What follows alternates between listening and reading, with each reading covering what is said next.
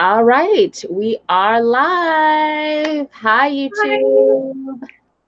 Hi, everybody. Let me just make sure I'm on the watch page. I just want to make sure that it's actually working. Absolutely. Okay, I think so. So I am here with Aya, everyone. She is a writer, a fellow writer, and she has a YouTube channel. She's very active on Instagram. Her YouTube channel is She the Writer. So I have it linked down in the description box. We have been talking to one another over direct message on Instagram for quite some time now, and we have formed a nice little friendship. So I'm really excited to have her here on my channel for the first time to talk about just writing diverse characters, how to portray minority characters in the right way. And since it is International Women's Day, we just thought it would be the perfect day to talk about this, both as women and as writers and creatives in our own right. So Aya, if you want to introduce yourself and just talk a little bit about your writing and just Totally. Thank you so much. I feel so welcome. Thank you. So my name is Aya. I'm also on YouTube, and OhSheReads and I have been chatting for a while. It's really, really great to I know it's like seeing who I'm talking to, but it's great to talk to this audience. I feel like I kind of know some of you. We kind of sometimes talk in the same circles. So, but yeah, I've been writing for, 20 years. I've been writing every day, and it's a long process, and I'm trying to make it an entertainment as a screenwriter. That's my goal. So I'm learning that, and lately I've just been working on screenplays. I'm writing a course on taking intuitive and metaphysical approaches to characterization. So that's kind of been my goal, and my big dream, my 10x lifelong dream, is to become the world's leading authority on metafiction. So it's very niche, but yeah, I just have found a lot of support on YouTube. I really love YouTube. I think people are really engaged here. And yeah, I'm just really excited. I'm so glad that we can talk face to face, first of all, and also that we can get a chance to, talk about writing diversity, and even just being a writer today, and how to balance that with life and with work, and how do we approach writing now versus the very kind of monastic way that things used to be. Mm-hmm. So yeah, I think we have a lot to discuss. Whoa, that's so exciting. And okay, so we know a little bit more about you and your writing. What are you currently working on? So I'm currently working on a screenplay roughly titled Theta Rho, and it is a satirical, I don't know how to, it's about feminists who make fun of feminism, is the latest way that I describe it. But it's a fun story. It's about this young woman who is trying to make it an entertainment, and she meets this fictional character who is looking for a story, and there's a secret society of writers who know about these fictional characters that are unseen by most people. And so she's like working with him, and she meets another character from her favorite feminist TV show, and it's like this very parodic show, and it's about identity. How do you know who you are? How do you remember who you are? And how does imagination play a role in our identities? And it was more of a drama at first, but then as I was editing it, I realized that there was just so much opportunity for humor, and there was a lot of commentary in it. So I tried to take a more satirical route, and now it seems to be working a lot better. So that's my personal project these days. That's awesome. How long have you been working on it? Well, actually not that long. I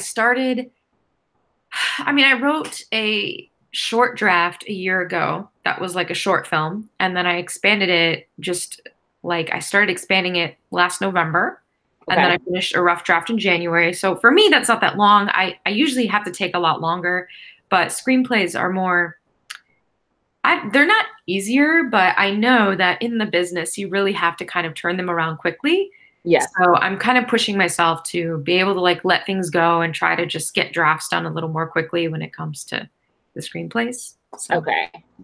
And with the screenplay writing, is that something you went to school for, or is this something that you've just kind of fallen into along the way of your 20 years of writing? Or?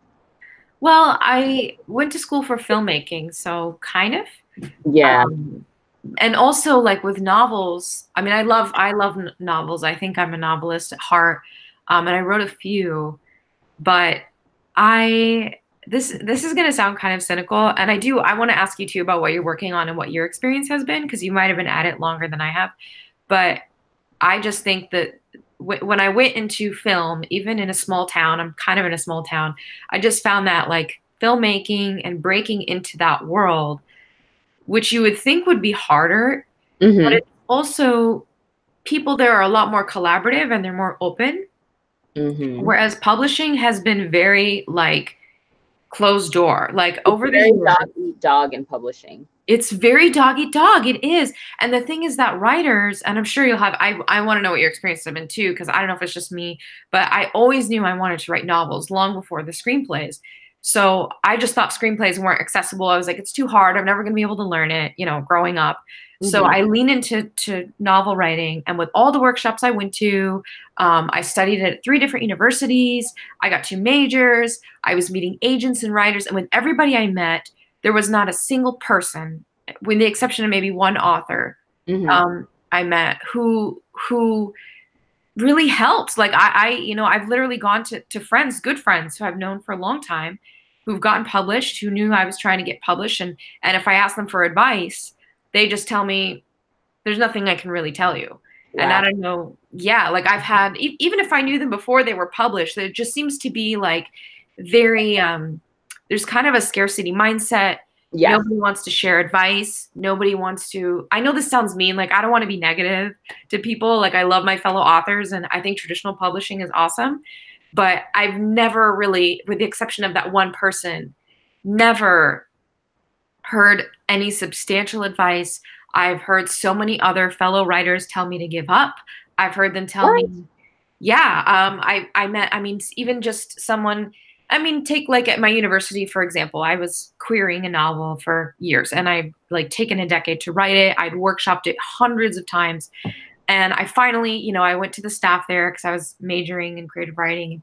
I said, can you just, and these, I know they're traditionally published. Like, I know Yeah. that for a fact. And, I would just ask them, like, can you please just give me any advice you have? I was always told either I don't have any advice for you, or you can query until you're blue in the face, but it's never going to work unless you know people in the business. Not that they ever helped me get to know anybody in the business, but always has happened. I've tried paying for like cold pitches. And anyway, do you have any thoughts? Like, have you I experienced do find that there is this vibrational energy, not to get all weird, but for people that believe in things like energy and vibes, right over here? there is this vibrational energy with other, specifically, as you said, novelists, where it's almost a fear of being eclipsed by the talent of another novelist. Yeah. And so I think that there is this wall. I think that once you get past the wall of unpublished versus published and you actually cross over to the published side, I do think that things get a lot more supportive. I do see a lot of, the authors who are like debuting in a year, they get together, they talk, they become friends, They they do. support each other, they're, tweeting about each other's books, they're excited about each other, they're supporting each other's books and things like that. So it's like you have to get past that wall of, but there is a great divide. So the divide really isn't within the published author world in itself. The divide is between published and unpublished, and even to some degree, it's also between traditional published versus self-published. Yeah. So I do find that, and I don't know what that is, but I do definitely feel that energy and that vibe of just competition, but not competition, not a friendly competition. It's that weird place where, It's almost like, sorry, go ahead. No, please go. I was just thinking like they really seem, my intuition tells me that they seem threatened, Yes. And it might just be because, novel writing is a very insular activity. You're Yes, it is. doing it yourself. With film, you have to work with other people. So there's Yes. no harm in someone who's more experienced, like whether it's people less experienced than me or people more experienced than me, there's no harm in like reaching out because there's so many roles to play. They might help you, like everyone has a place because filmmaking is this whole ecosystem. So Yeah. the bottom rung people have a place, the top rung people have a place. Whereas like when I meet authors, you know, you would think when you tell another author like, oh, I like to write too, you think they'd smile and be like, oh, that's cool. But there's always like this, like, oh. There's a wall that comes up. And I think a lot of times as writers, we have a lot of insecurities and a lot of fears because it is such a solitary activity. And there's a lot of self-doubt that comes with that. There's a lot of feeling of not feeling good enough, not feeling talented enough, not feeling worthy of the endeavor of writing in, you know, writing in the sense that you want to become published and you want people to read what you are writing. And my background, it's so interesting you talk about film, you know, filmmaking and screenwriting, because my creative background is acting. And growing up, I was in the theater and I wrote novels up until I went to college. And that's when I was introduced to playwriting because of my acting background. And I naturally just adapted to playwriting and I fell in love with it. And I loved it because there is like a end zone to playwriting that is so crystal clear and so collaborative that there is no room for competition in that sense. When you come to writing a novel, you could be doing it for yourself, okay, whatever. But most writers do not write books just for themselves. They're writing it, you know, for some kind of end goal of it being on a book, you know, in a bookstore somewhere on someone's shelf. And so I think that's where the self-doubt and the, you know, all of the jealousy and the fear comes in. With playwriting, it's like, okay, yeah, it would be nice to have the money to, you know, put up your show or, you know, God willing, even make it so far as like off Broadway or even off Broadway. Yeah. But with playwriting, you can literally just get a group of friends together and put up your play in a public park and people will come. So there is no competition Oh dear.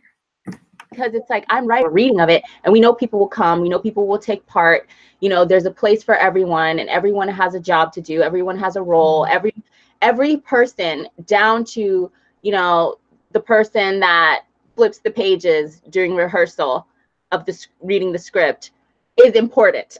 Yeah, necessary. It's almost like the stakes are almost lower because with a novel it's like you know, you can have something that you took a decade to write. And if publishers don't like it, it's like nobody knows about it. Exactly. And nobody will know. So it feels very threatening. Whereas with a script, it's like, well, I can try to get a manager. I can try to send it to a contest. If it doesn't work out, I can still publish it as a book. Like there's so many options. Yeah. And I know it's not in my control anyway. And I think that's part of it is with a novel, you feel like you have all this control. But when you write a play or a movie, you know, if it reaches its fullest potential, you're going to have to let go of it anyway. Yeah. So there's less pressure to like, you're kind of just taking, it's on a journey and you're just part of one step, you know? Exactly. Yeah. So that's so crazy that I don't know if I knew that, or I don't know if you mentioned that to me before, but it makes a lot of sense because I remember like my first thought when I saw your first video was like, wow, her camera presence is so good. Like that was my first thought. I was like, she has presence. And now I know why. So yeah. So before we get to the topic at hand about writing diverse characters and, you know, just writing healthy portrayals of minorities in fiction, what is your cultural background? Great question in this context. And that's the way to ask it. Yes, absolutely. Right. So like, are you from here? What are you from here? I'm like, what does that even mean? I know. Like, what are you? But really, no, what are you though? I know. I hate that. And I'm like, I don't know. A human? Schnauzer, poodle, like. So my cultural background. Okay, so I was born and raised in the States, but my parents are immigrants. And I don't know exactly where it splits up, but I know my mom's side is Middle Eastern.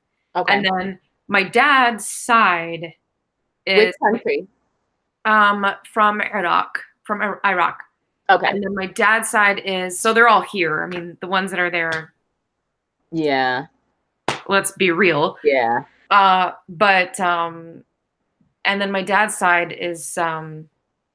mostly all from Malaysia or Egypt. Oh, wow. So I always thought it was like Egyptian, But my dad's like, my actual dad was, I think he was born in Malaysia. So I'm kind of like, I'm ethnically ambiguous. You're a great hybrid. Thank you. Yes, I'm mixed.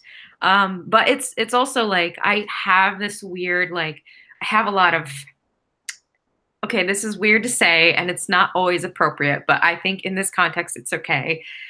I have like weird assets that I can use. So like I look different every day. I can control like I can kind of control my level of ethnicity. Yeah, no, that makes sense. That makes sense. So, I mean, I think that's what being racially ambiguous really means, is it's kind of a superpower in a way, because people perceive you differently. Like I have one of my best friends is mixed, and she looks so different depending on the day, how she wears her hair, how she does her makeup. You know, she has people coming to her speaking Spanish sometimes, and she's like, sometimes she has. Yeah, that's the big one. People always think I'm Spanish. Like okay, I won't give details because there's a little bit of tea. There's some tea. Oh. Yeah, there's some tea. So I'm doing a movie right now, and I was cast. Okay. For a role. Yeah, thank you, for a role. And like, I didn't know this at the time, but I guess that role is like the ethnic role. And I'm not Mexican. I'm also like, and I don't know why, because my family's actually pretty dark in complexion. I just, for some reason, just me, like my siblings are much darker than me. I don't know what it is. For some reason, I'm paler. So, I don't know, but I just, for me, it's like, I guess superpower. And then the other thing it is it shows you who people really are. Yes.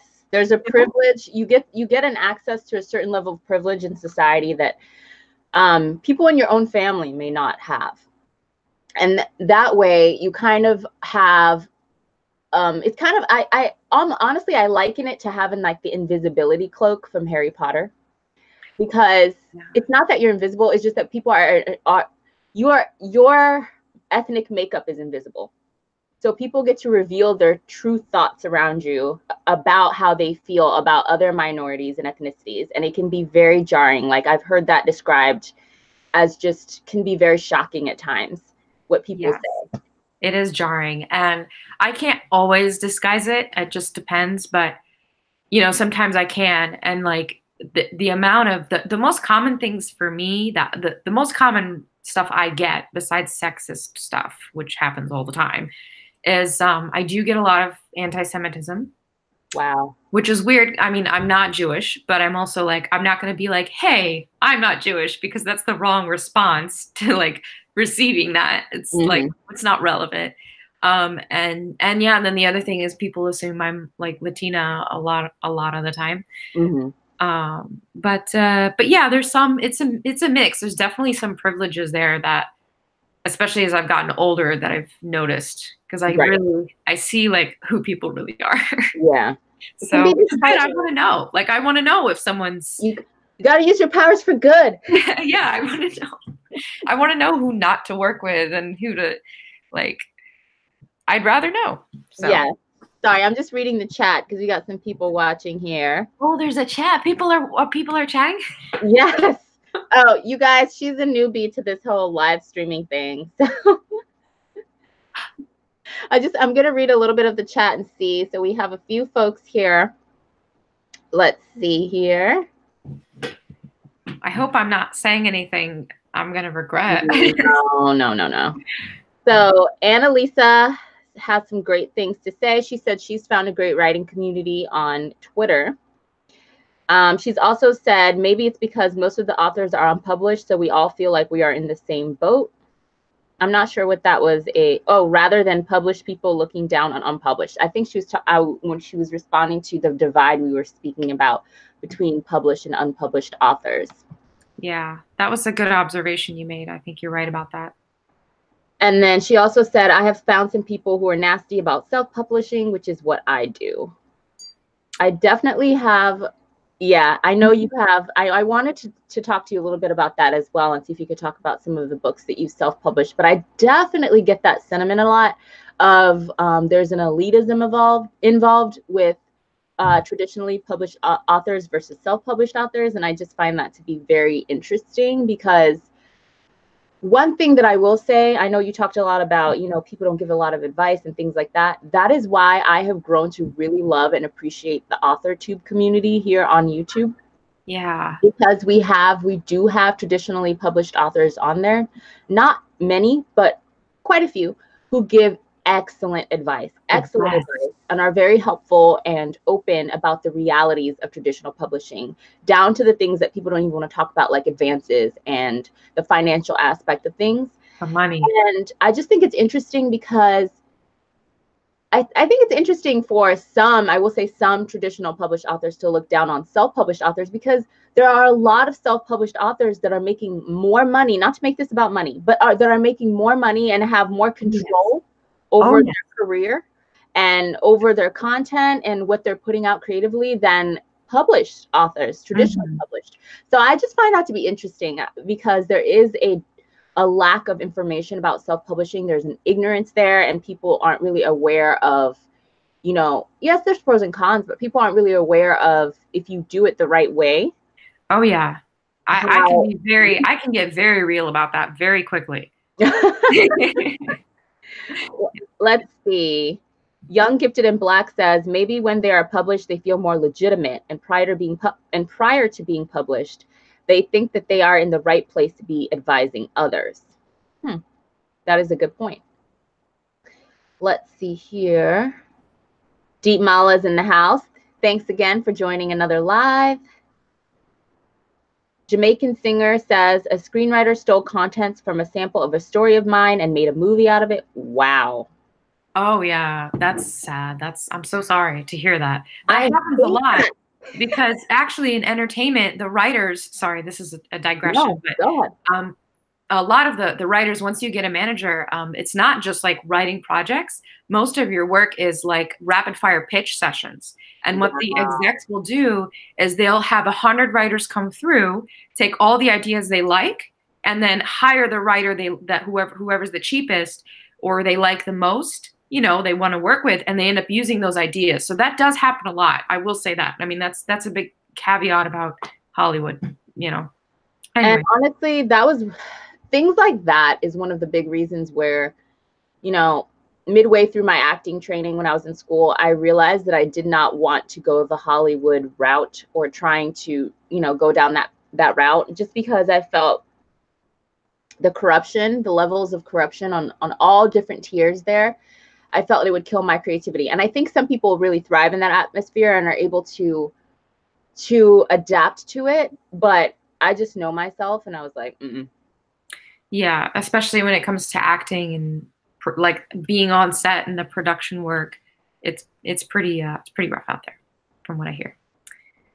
Oh, Carol Brown is in the house, and so is Jaded Reader.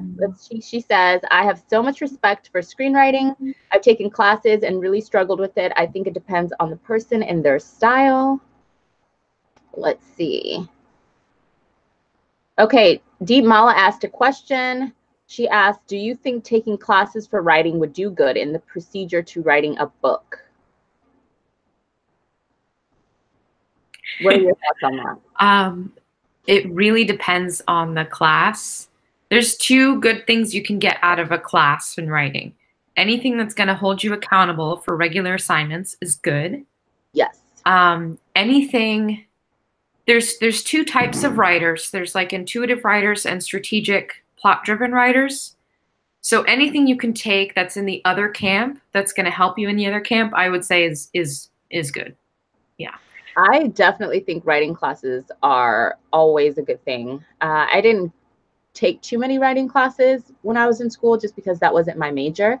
I took some, but not too many. But I do think that they are important. And even if you can't afford a, you know, regular writing class, I think they even have like writing groups.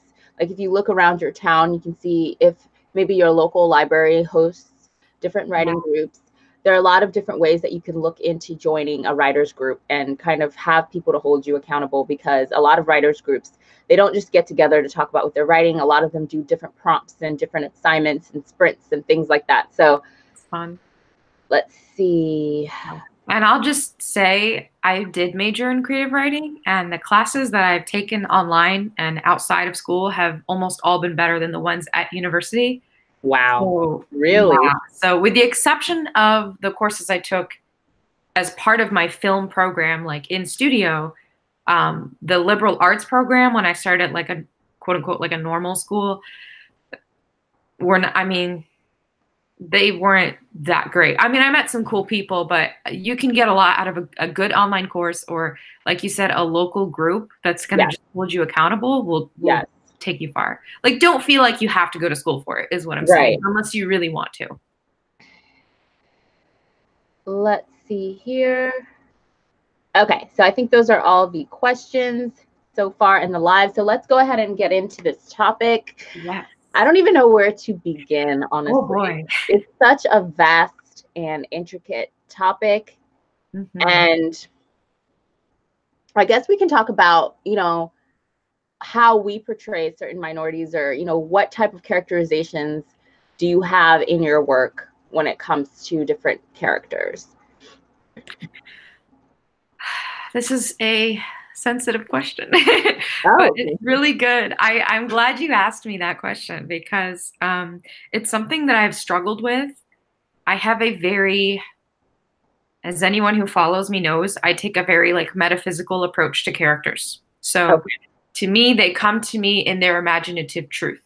Okay. So I will not change the ethnicity of a character or their gender or something for any other reason than a thought experiment, Okay. which is important. And I do that as a thought experiment. It can reveal certain things in your writing, like, and I've, so sometimes in my workshops, I talk about this because like you might be writing a book of all women or whatever.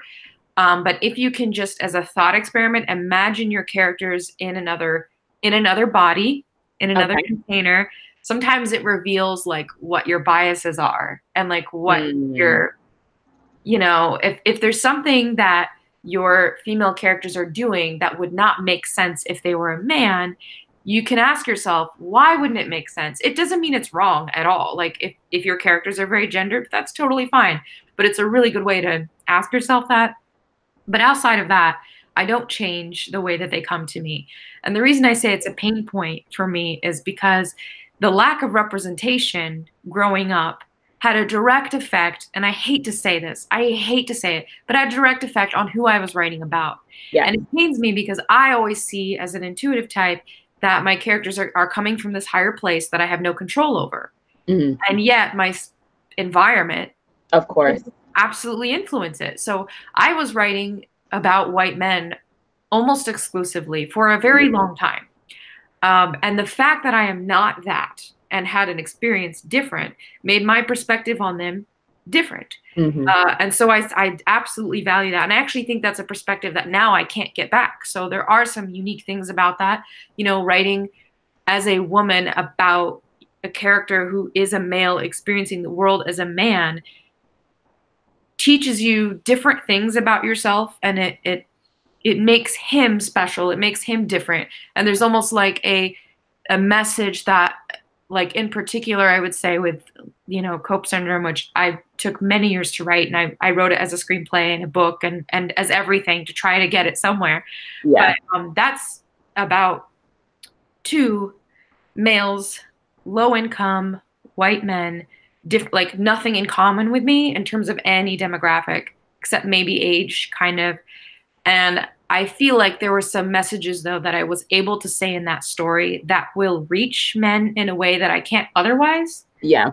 So that is, I think that does have some value, but at the same time, it hurts to know now that as I'm writing, like all of a sudden I'm writing more female characters and it feels natural, and it makes me think, oh my God, like I thought my characters were just boys because they were just boys. Like I just thought that was it, but that wasn't it. Of course. I wasn't seeing anything else. And so it has to come to me from, subconscious, and there's very little intentionality in some of that, which can be a problem too. Yes.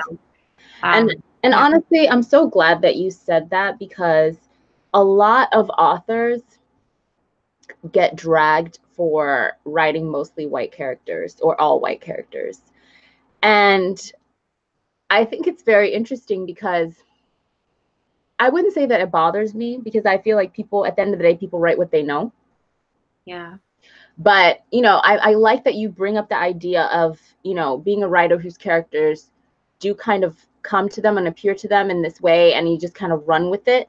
It's like the story comes to you, the character comes to you, and you run with it, because that's kind of how I get my characters in my stories. So I completely understand that. Not every writer is that way. You have people who are very technical writers, and they will sit down and they have their list of names, and they have their list of characteristics, and they're matching names to characteristics to all these things. And it's like this interesting, very analytical process for them. So we all have different ways of conceiving and conceptualizing our characters and our stories. But I'm so glad that you brought that point up, because a lot of authors do get dragged and really do get, oh gosh, like this, they get verbally abused in a way, especially on social media, for the type of characters that they do write and their lack of diverse characters. And it's so important to point out the fact that when people don't have diverse representation growing up, or don't live in communities where they can interact with people outside of them, what do you expect will come to them in their minds? Right. What do you expect will burst out of their... What comes out actually is a lot of academic nonsense too, because what's important to remember is that if you're intentionally shoehorning these representations in, which happens in a lot of fiction now, yes, you end up with the trauma porn. That's yes. how it comes about. And on the one hand, like, it's not bad. And here's the thing, like, there's a place for all of it. Yes. And the key is to realize, and we had a discussion about this in my thesis class once, because, and I think this is actually an excellent example. Like, I bring this up all the time when I have this conversation, because I had this colleague, and I'm not going to say who or anything, but I had a colleague who, you know, was a white man, and he wanted to do a project that we found was questionable. Okay.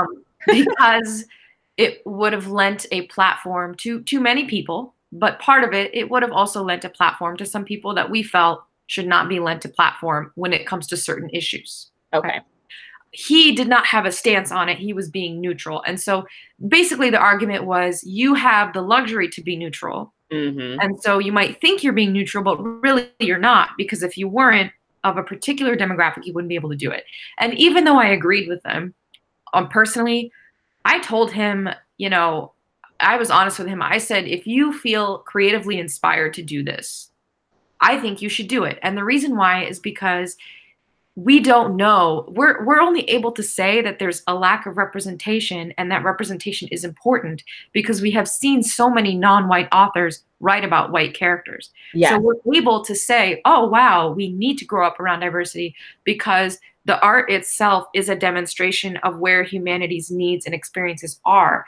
Yeah. So there's a place for it. You know, it's like, there's a reason why I spent 10 years writing about a white male from a completely different demographic. Yeah. And that reason is important. I might be different now, but it says something. Like, if we look at a writer's work over time, you know, her work or his work also says something about society at the time. So I feel like on a personal level, like, if someone comes to me, you know, my answer always at the end of the day is like, I will give you my perspective about what is correct and sensitive morally. And if you feel like you should follow that, you absolutely, you know, do the right thing, follow it if you're inspired to. But if for some reason you don't, I mean, if for some reason, out of the truth of your imaginative vision, you really feel that you need to write about a white character, don't change their race just to appeal to political correctness. That's what I absolutely agree with. I feel that, you know, forced diversity is just as bad as no diversity at all. And it's not always a racial or a cultural component to fit that diversity checkbox. You know, there are other ways that characters can be diverse. There are other people that aren't being represented, and there are other marginalized communities that aren't being represented. And it's not every writer's job to fill those shoes. And for me, it's more the publishing industry and the gatekeepers of this creative world that we live in, and the gatekeepers that are the ones that have the power to give people the access to the stories, they're the ones I blame, because there are a lot of different types of stories being written all across the board, novels, screenplays, plays, all across the board. There are so many different and amazing stories being written that are giving us what we're lacking. But if the gatekeepers are not allowing those stories to get out there to the people, then that, to me, that's where the problem is. 100%. And you know what? They really are the problem. And you know they're the problem because the thing about the publishers is everyone thinks they're after money, but they're not after money. They're after a predictable return on the investment. They're unwilling to take risks. If they were really after money, they would publish only great fiction. Yeah, but that's not what they do. They consistently publish books that they know will bomb because they know how much they'll sell. And so they know how much to put into it. And any risk-averse business model that acts in that way goes downhill. And that is why print publishing is downhill. It's not because people don't want to read.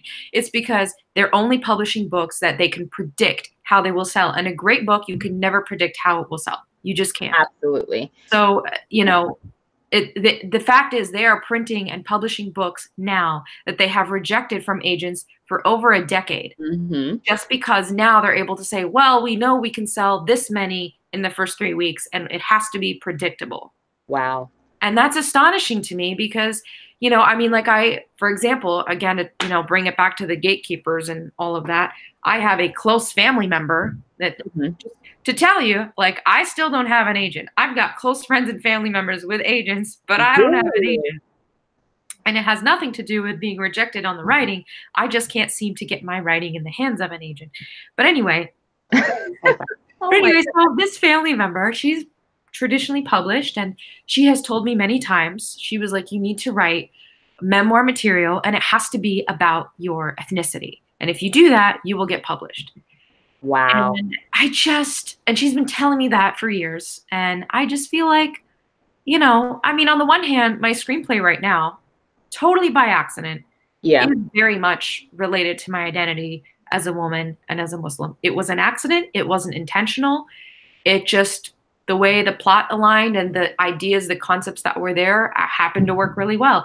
But I cannot, I just can't do that. It just seems so insincere to affect this victimhood and this, especially if you're talking about Muslim women. Like, oh my gosh, like I just don't even, I can't, because then it's going to be like, oh, look at her. She's so free because she doesn't cover her mouth, which isn't even religiously allowed. And because she's like, look, she's driving by herself and everyone's going to talk about how I'm this free, liberated Muslim woman. And like, I just don't want to deal with it. I'm just like, I can't, like, it's just going to be, I just, like, I agree with what you're saying is my point. I think you're right. As far as how to do it correctly, I think there are really good ways. I think there's good examples of diverse characters, whether they're mentally diverse, emotionally diverse, you know.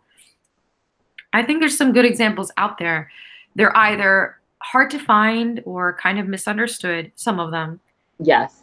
But I'm sure it seems to me that you have some experience too in like reading a lot of indie authors, and I kind of do too. But I will be honest, I'm not that, like, I don't know. I spent a few years in the film world and I'm kind of coming back to books. Okay. So yeah. So what do you think about that? What are some examples of how to do this right? Well, it's interesting because I was having a discussion with somebody once where we were talking about this very topic about writing diverse characters and representation of diverse characters in writers or characters that come from marginalized communities. And for me, it's a balancing act, because on one hand, I really do feel the pressure to represent this like community.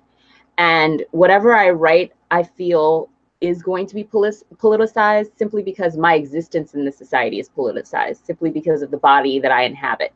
So, you know, we were having discussion about, you know, writing stories about, you know, the traumatic things that Black people from all communities across the diaspora in the world have gone through. You know, not all experiences are the same. Obviously, they're all very different. And that in itself can cause a lot of tension. So we were having a discussion about that. And she was just kind of like, well, you know what will get published. You know, she was like, you're a Nigerian-American. You can pull from that experience and you can really come up with a story that will really captivate people and be very striking. You can pull from this and you can pull from the Biafran War and you can pull from this and you can pull. And I was just like, I'm not going to do that. Similar to your experience. And I was like, I'm not going to do that, because even if I just write a story about Black characters just living normal lives, that in itself is astounding, because you do not see that. It's powerful. It's astounding. Yeah. It's not being promoted. It's out there, but it's not being promoted. And I stumbled into reading indie books and, you know, reading books that are published by indie publishing houses completely by accident back in I think it was 2011, because I got a Kindle. And at that time, the Amazon e-publishing platform had just started, and they were giving writers the opportunity to get their books out there on the Amazon platform.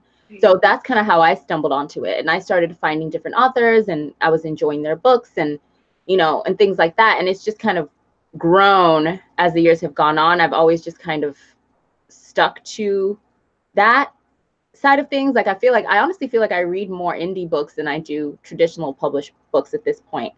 I feel very passionate about supporting them, because I find the types of books that I actually would like to see being promoted on a larger platform with the traditional publishers. I find those books from indie publishers and indie writers. And that's why I support them, because I'm like, well, these books are out there, which is why when people here on YouTube have these diversity discussions and are saying, oh, we need more diverse books, and there aren't any diverse books, and there aren't any diverse characters, and there's not this and there's not that, and representation. I'm like, no, they're out there. They're out there. If you dig, you can find them. They're just not being promoted. They're not being marketed to you. They're not being traditionally published. They're not being, authors are not being praised or recognized. So that's how I feel about it. So that's why I feel so passionate about supporting them and reading their books and getting their names out there and talking about them. What? And I think that's amazing. I think you're probably making a lot of ripples in doing that too, because it's ultimately the consumers who change the tide, you know. Yes. And the stance on diversity in publishing right now is that they like diverse material that is, I like to call training material, or something that has to do with educating people about the other.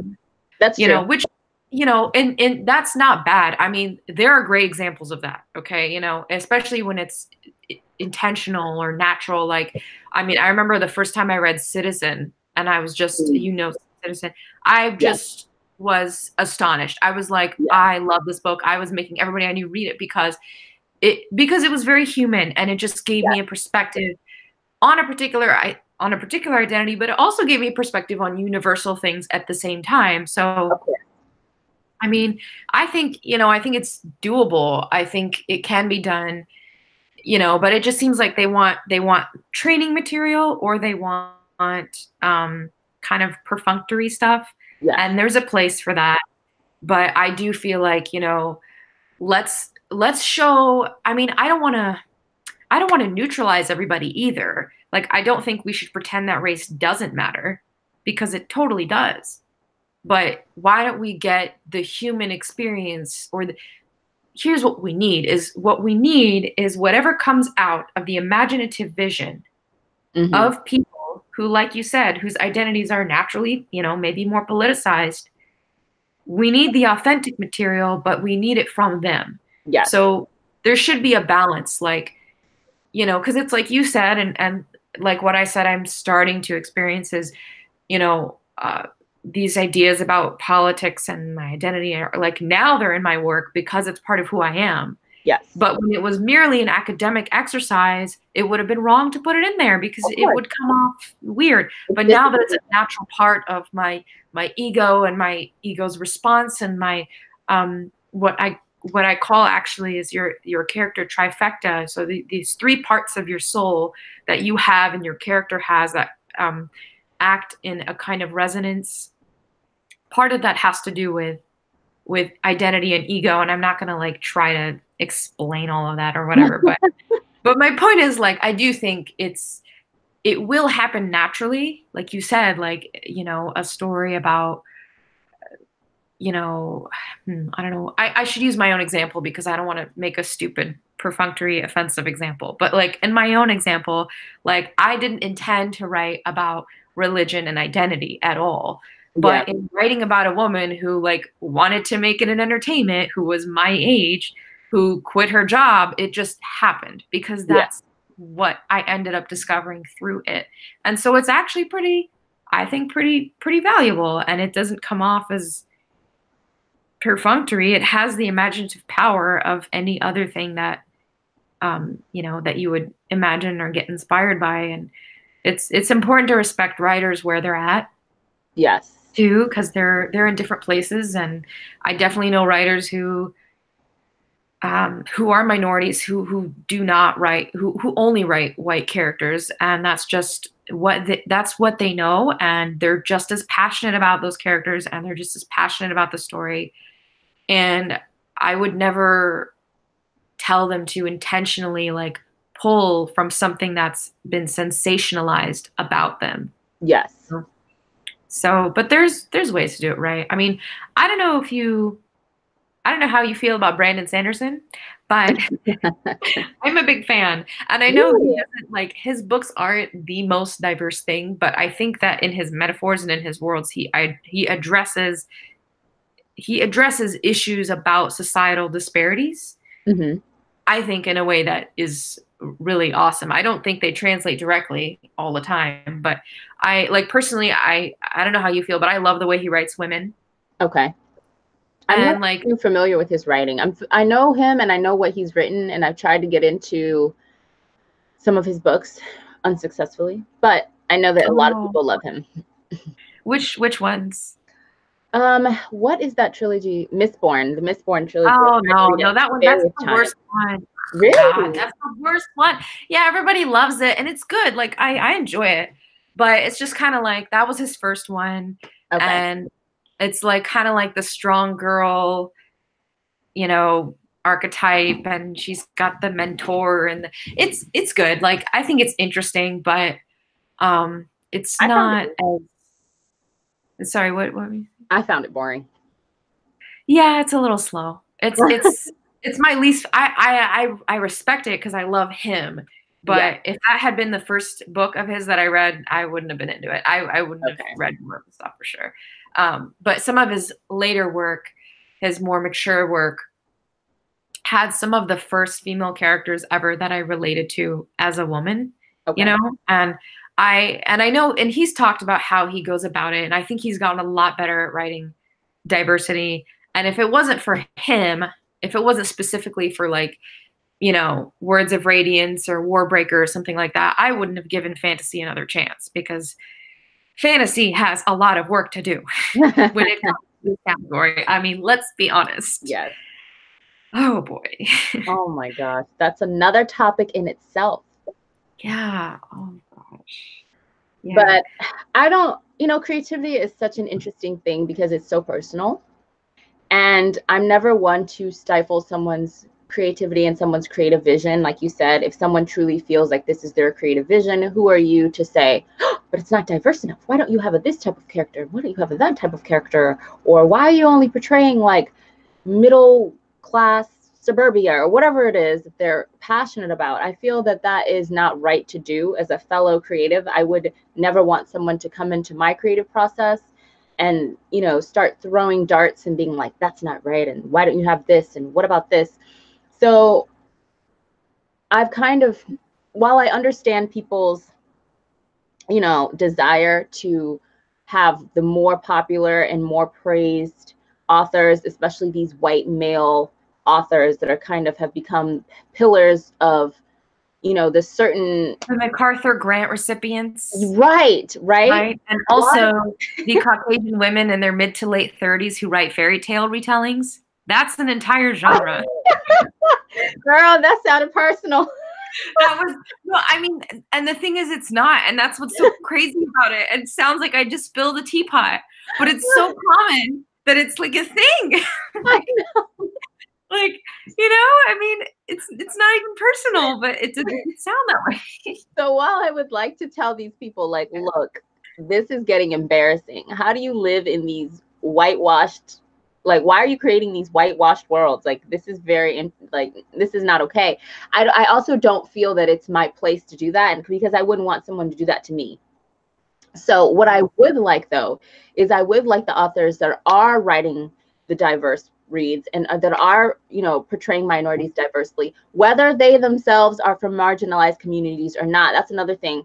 Unless someone is representing a minority or a marginalized community in a way that is heavily laden with stereotypes and in a damaging manner, I could care. But it's in service of their view. I'm sorry. Oh, no, sorry. Go ahead. Finish your thought.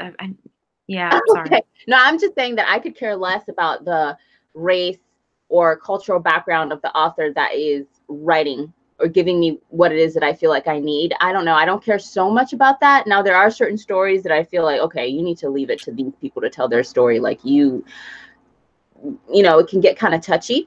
But at the same time, I'm not so strict that I'm just like, how dare you write about what happened in Rwanda as a white journalist? Like, I don't care.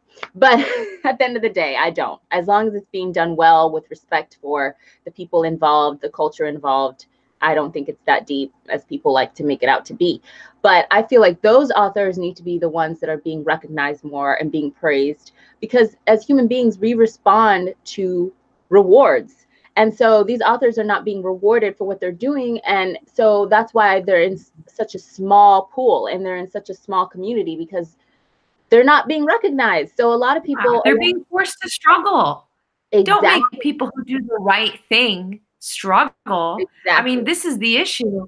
And this happens, by the way, on every level in schools and every institutional level. The people who do well or mean well are consistently neglected or punished, while all of the attention and resources goes to the quote unquote squeaky wheel, the people who behave badly. And this is that's a really profound thing you just said, that they're not being rewarded for it, because it's a deep societal issue. And it is very much connected to who gets represented and who doesn't.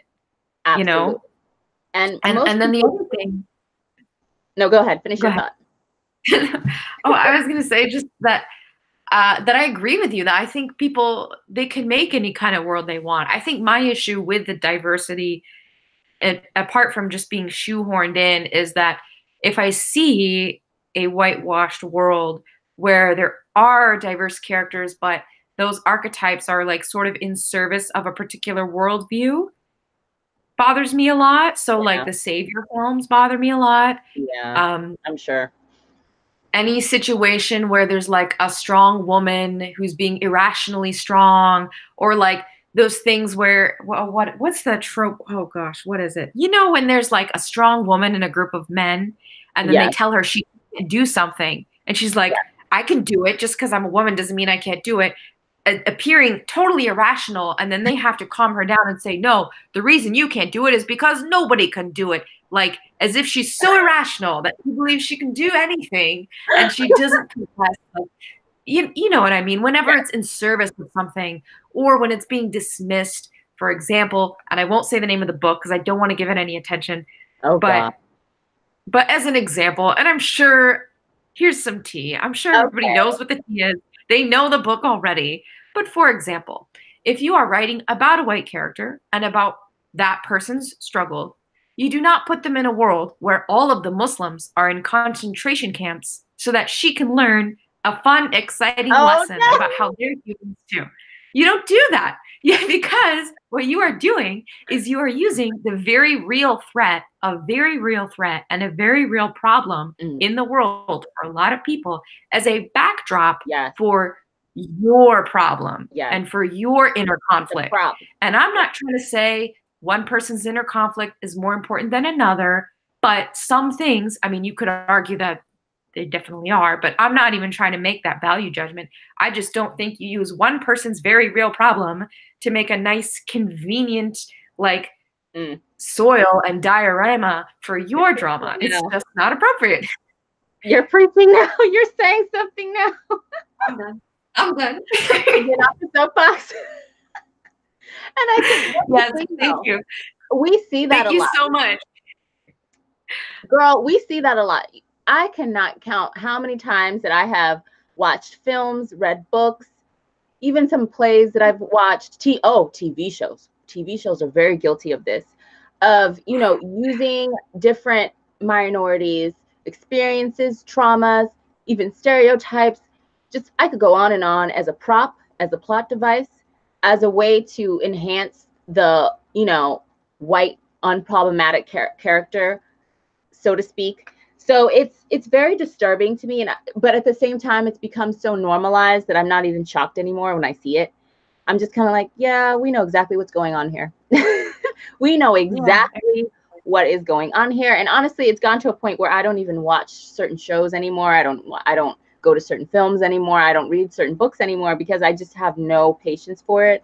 I've reached my limit, and I do not want to support it with my money, because that is what talks, is what you support financially is what is going to continue. That is a society that we live in. So if you stop supporting something financially, eventually you're going to realize, okay, people do not like this. We need to stop doing this. Let's stop writing these type of stories.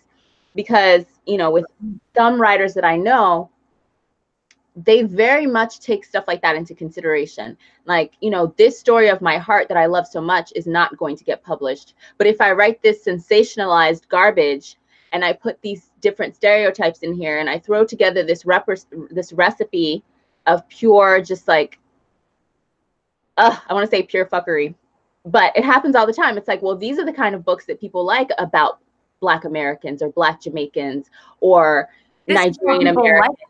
Like these people are used to seeing them overcome oppression, yes. Or like, it's so belittling. Yes. And reductionist. Yes. You know? It is. And, you know, when you were talking about, you know, why can't we write it? We don't want to ignore race. We don't want to ignore people's cultures and cultural backgrounds.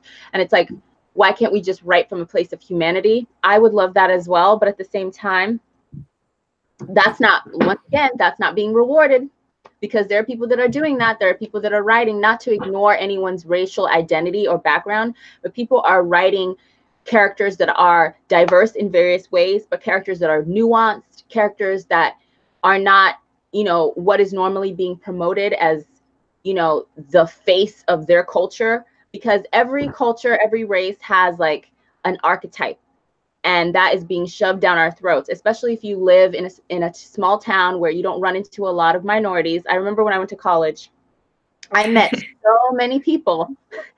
I was shocked that I had never either talked to a Black person before, saw one from afar. Like, it was crazy to me. And all they knew about Black people was about Black Americans. That's all they knew. So the fact that I was a Nigerian-American was completely foreign to them. And then all they knew were the things they'd seen on TV, on BET, you know, here and there, that they picked up from like songs and movies and things like that. And so I was constantly being thrown these racial archetypes, and it's almost like wearing ill-fitting clothes. And they would always make these statements like, yeah, like this, right? Like, you know about this and you know about that. And I'm just like, what are you talking about? What am I supposed to know? What is this knowledge that I'm supposed to have? I'm just here living my life. Like, you haven't even asked me about my experience, about who I am. Like, I'm just trying to be a human being, like trying to connect with you, and you're trying to throw these archetypes on me. Now, I'm not completely innocent either. I've done that to people unknowingly as well, and I've had to check myself, especially when I was younger, you know. And then you start to come out of ignorance, and you start to come into a little bit more knowledge, and you're like, okay. But, you know, there are authors that are doing that are writing diverse characters, and they're writing them as human beings living human experiences of various backgrounds, various social, economic, you know, backgrounds.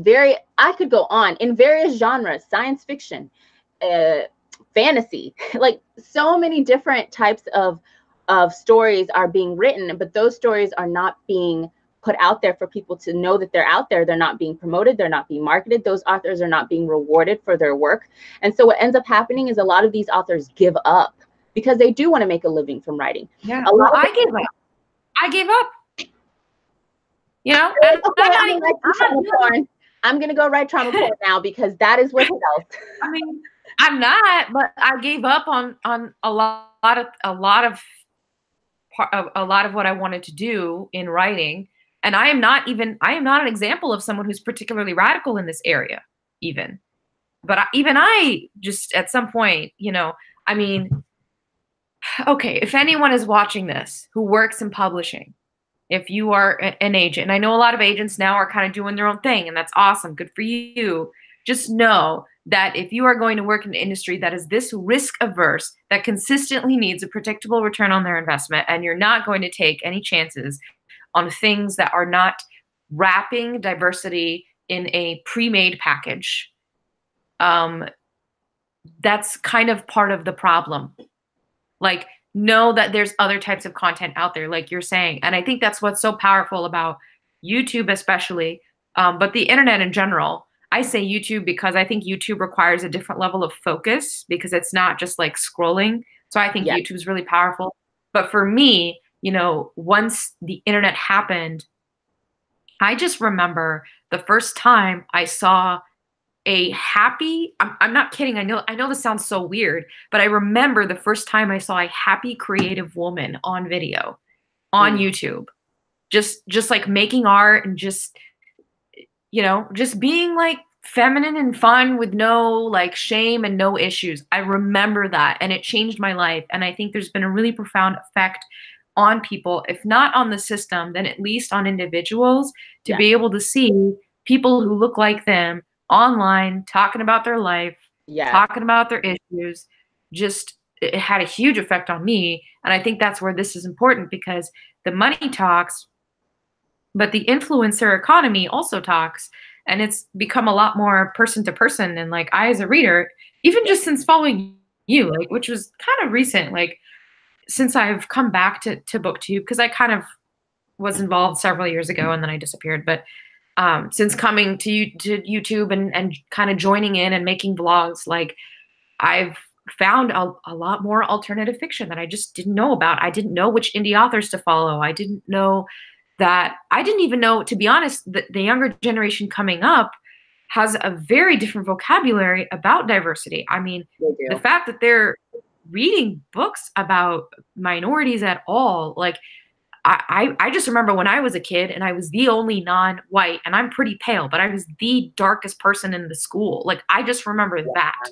And I just remember being like, these kids now are growing up with so much more. And I'm excited because I'm just excited. I'm like, I want to see where this goes. Like, what about this generation growing up? What are they going to write about? By the time they become, 30, 40, their understanding of this is going to be more complex than it is now. Because let's be honest, it's not always very complex. No. I think that it's not always right. No, you're absolutely right about the younger generation. And to me, that's just the power of social media, because what it does is it gives people this voice, and it gives people this opportunity to see more, and to recognize themselves in the more that they see, and to finally say, you know what, I'm tired of going to the library, to my school library, and checking out books and never seeing a book about a kid that looks like me or that might have a story similar to mine. Because I remember as a child, especially coming to America at 7 years of age with my parents, my mom took me and my little brother to the library once a week. We lived in West Philly, and I remember this. We used to walk to the library once a week. And I remember going to the children's section, and what was there? It was like American Girl doll books, Babysitter's Club, Goosebumps, those serial type of books. And then you also had the more like Judy Blume and the more like coming of age childhood stories. And of course you have like the classics, like the Louisa May Alcotts and, the Charles Dickens and stuff like that. And that's what I had to choose from. I didn't have even in my brain to think, none of these people look anything like me. They don't represent me in any way. They're not telling my story or my experience in any way. I can't read this book and see myself or recognize myself, except on a very basic human elemental level. Like, I remember I related to Sarah Carew from A Little Princess so much, it was disturbing. And I had nothing in common with that little girl. Nothing. But just on a very human level.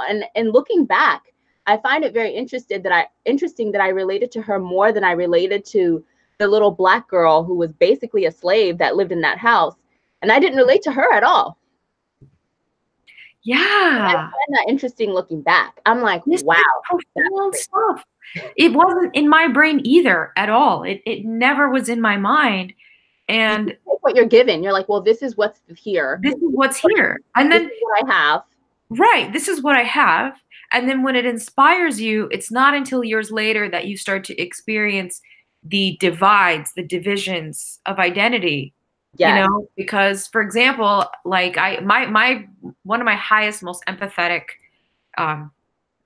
connections was Harry Potter in book 5.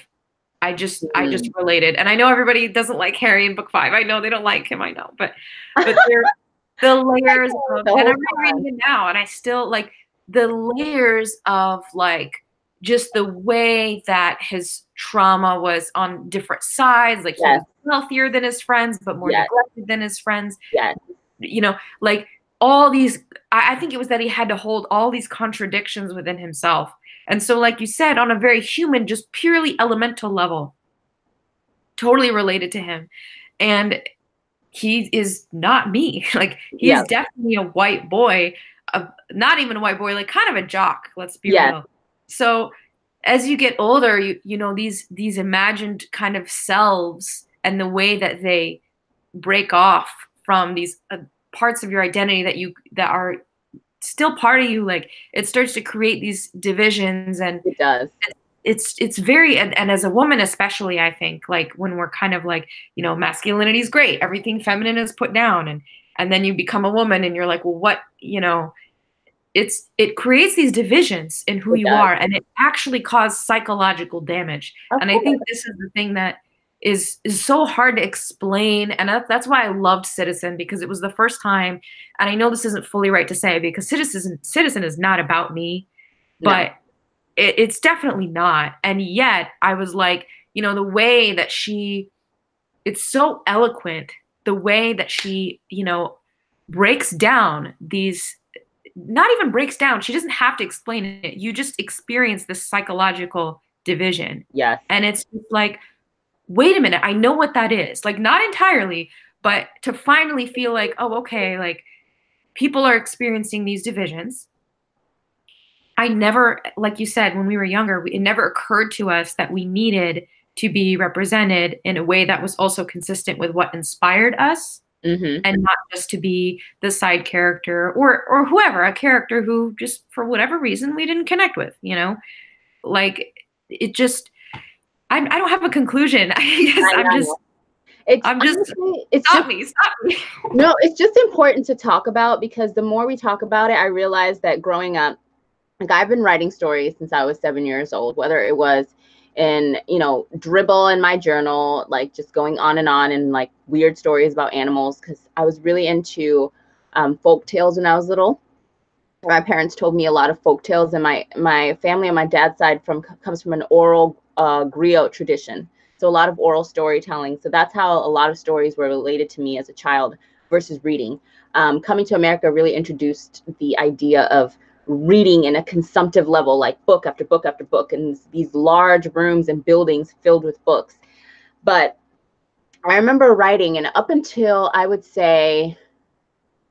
honestly like college years, none of my characters were Black. I never wrote Black characters because I never saw them in a way that I would want to write them. You know, the stories of Black characters that were given to me in school, or just that were available for me to read, told such painful experiences that those were not the type of stories that I wanted to write. And I couldn't 100% relate to that type of trauma. So I just didn't see myself in those stories. I wasn't inspired by that pain. I wasn't inspired by that history. And therefore, I just never wrote those type of stories. I remember growing up, I wrote a lot of like coming of age stories, I was inspired a lot by stories like the Boxcar Children, about orphans running around. I read a lot of classical literature as a child. I was kind of a weird kid. Like Louisa May Alcott had a huge influence on my life, and like Little Women and things like that. So all of my writing was very idyllic and like very old fashioned, and a lot of descriptions like Charles Dickens. And I just did not see myself in stories like Roll of Thunder, Hear My Cry. I didn't see myself in a story like that of perfect example. I couldn't I see was it. laughing. Can I just say, when you guys brought that up in your last video, I lost it. I was dying. I was like, oh my God, is that the example we have? Because that's like a nightmare. Not Like only even because the title is so like. it's a great story, and it really touched me, and it also traumatized me to read as a child because being from an African country, we don't learn about the transatlantic slave trade until much later in school. And I left when I was 7, so I hadn't gotten that part yet. So coming to America was when I learned about the history of people being extradited out of Africa, coming over here, the history of slavery in America and in the Americas and throughout the Caribbean, and, you know, pretty much throughout a lot of the Western nations. And so it was there was a cognitive dissonance because on one hand, I understood that I had a shared history with people that look like me, and we have the same phenotype, a lot of the same DNA, we come from the same place, but we are not the same. So there was a cognitive dissonance for me as a kid because it was very painful, because I was like, wow, this is so sad and horrific, but I don't feel a personal familial connection. I feel an emotional connection. I feel an empathetic connection. I feel a connection of understanding that this is part of our history as all Black people, our history, but not my history, like my family, like the Ogade family. It's not a part of my history. So there was a cognitive dissonance. So it didn't show up in my writing, because you write what you know. And even if your stories do come to you, they're coming from somewhere, you know, and they're coming from what is like fertilized in your brain. And it's so, because I didn't connect to those type of stories, I never wrote Black characters, because I equated Black characters with pain. I equated Black characters with suffering. I equated because I didn't have a positive representation of just Black characters living their lives, just doing their thing, you know, traveling, going to space, you know, doing this, doing that, being in very different conflicts. How do they deal with other conflicts? Exactly. And the thing is, it's an element of like erasure, because if when you are able to recognize, you know, I mean, my experience was different, you know, but definitely like just, I have to be careful also how I talk, because I know that there are chosen qualities and unchosen qualities. And a lot of people perceive religion as a chosen quality. Although I don't think religious discrimination is a matter of religion. I think it's really an extension of racism, like on a, you know, I would agree. It's complex. It's complex, but I have to also respect that, because it's like you can disguise your beliefs in a different way. But when there's a disconnect, and when you're able to see, okay, like here I am here, but I don't really connect with it, right? Mm-hmm. On a personal level, I connect with it on a human level, right? But it's not my story. So I shouldn't, you know, it's not my story. And then on the other hand, you have people in a more privileged position writing their story. And there is a disconnect, because from within your own community, when you are representing yourself, right? If you are, here's the thing, like if you're writing your experience and you're Black, that's part of the Black experience. Exactly. It doesn't matter if you're rich, doesn't matter if you're poor, doesn't matter if you were in this country or that country or how much suffering. If you're Black and you are writing about your experience, that is part of the Black experience. But there's an erasure that happens, because even with your own community, it's like, whoa, whoa, whoa. Like, is this our experience? You know, like if I write, I mean, I know for a fact, I know there are a lot of Muslims who don't think I represent Islam, or don't want me to, and or who actively have this, they have a very, very, very messed up, a lot of them, I'll be honest, a very tortured idea of identifying with like the suffering part. Mm-hmm. And I think with religion, there's a bigger problem with that. I think we have a tendency sometimes to want to identify with the suffering. Yeah. So, you know, that's a self-critique. I know not everyone in my community is like that, but like I said, the people who aren't like that, like you said, they're not being rewarded for their efforts. And so we feel also ostracized, because your story, which does represent the Black experience or the female experience or whatever, is being erased because it's not aligning with the suffering that maybe many people in your community actually do on some level identify with. Yeah. So it's like, I don't want to write about, I can't write about FGM in Afghanistan or something like that, Yeah. honestly. But that doesn't mean that my experience isn't the experience of a Muslim woman. It is. It's just a Muslim woman in this country in this time, but Yeah. it's part of that. So I do feel like it's so hard to like to it can make you feel a little like invisible and a little bit like invalid at first. Now things are different, but I think in the last 3 years, like a lot has changed. I agree.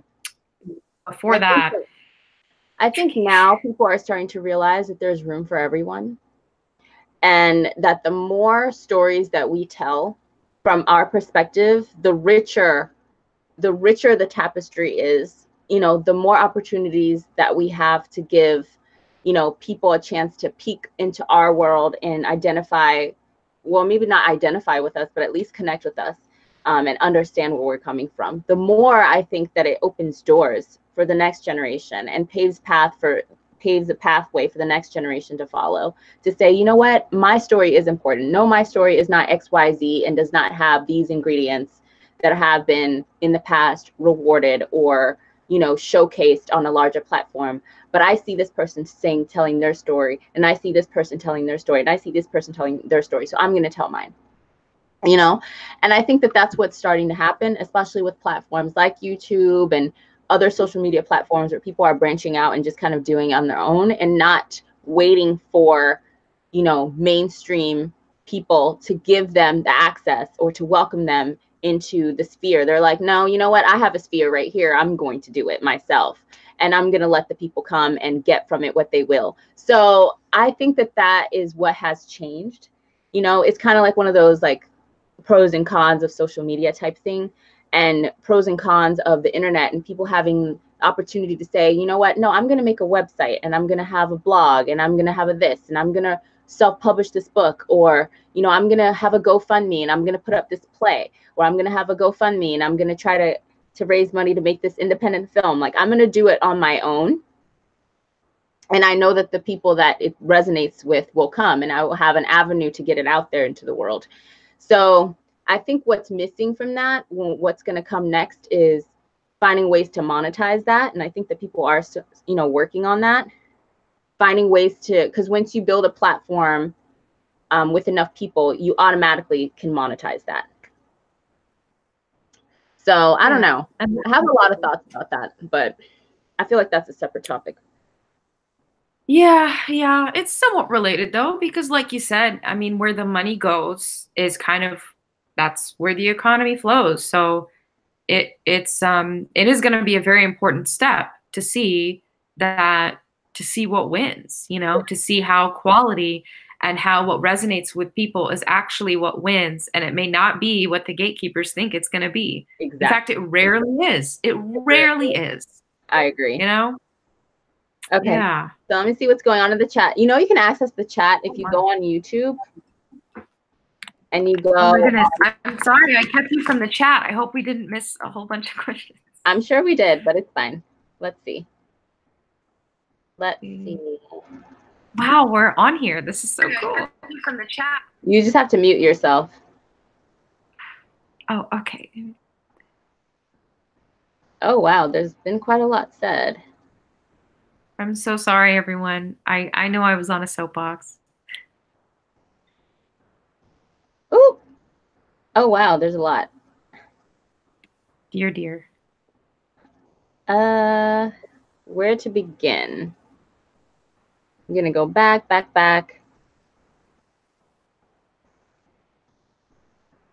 Okay, so they're talking about indie books. Oh my gosh, so much good stuff. Yeah, there's like some long comments here.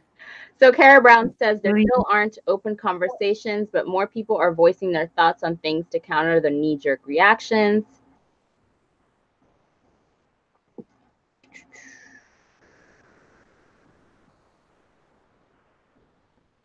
Respecting writers where they're at. This is Jocelyn. It doesn't happen enough.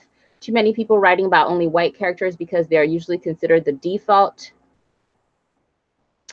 Deep Mala speaking on India. I know new generation Indians are like hungry for new topics and issues. You know, there is a publishing house who just published a banned Wendy Doniger book on Hinduism, and I just bought it. Do, do, do, do. Yes. Good for you. You banned it, I'm gonna buy it. I know. Someone agreeing with what you were saying about fantasy. Jocelyn says fantasy is way behind. Much of it is Eurocentric. Eurocentric. It's all good, but we need to create variety.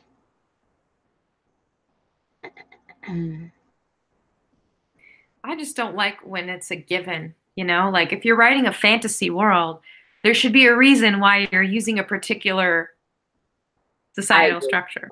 I agree. I think that people, honestly, after meeting more novelists, I see a lot of fakery. I don't know how else to say it, because people end up, like we talked about before, people end up giving up, and people end up not writing what they really want to write, and instead they write what they know will sell or what will give them a chance to become published. I see this all the time. And there's a sort of formula that's created. I see this a lot, especially with young adult authors. I can't speak for, other authors in other genres, but I see this a lot with young adult authors that are traditionally published. It's a sort of they fall victim to a sort of formula, especially if there's a book that sells a lot and then you have a lot of copycats coming out right after them, and it kind of becomes this cyclical thing where it's like, well, this book was really popular and it was about this, so I'm going to just change this and tweak this and change that, but it's going to be that exact same book, or at least the formula of that book. So what you get is you get a lot of writing that is not nuanced. You get a lot of writing because I remember from back in the day reading books where literally dissecting these books, and every single character had a motivation. Everything had a reason for happening. There were plot devices. There was a reason why this character was in this town, and why this town was named this, and why this happened in chapter 5, and why.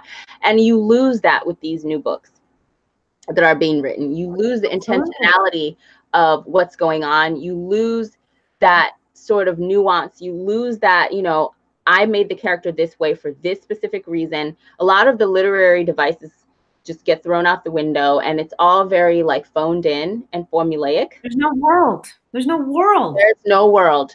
There's no world. There are barely any characters. These two-dimensional cardboard cutout characters with these conflicts that aren't even real conflicts, because you have writers that either they don't know how to write conflict, or they're completely abandoning the art of writing conflict because that's not going to sell and that's not part of the formula.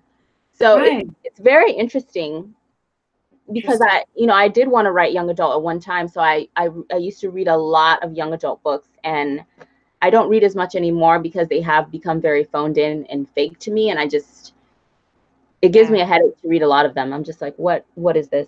But it's sad. It's sad because it's dumbing down from the writer's perspective, not from the reader's perspective. From the writer's perspective, you are dumbing down your gift, your craft, your art. You're watering it down to make it more consumptive to the masses. What you think is more consumptive to the masses. What you think is more consumptive.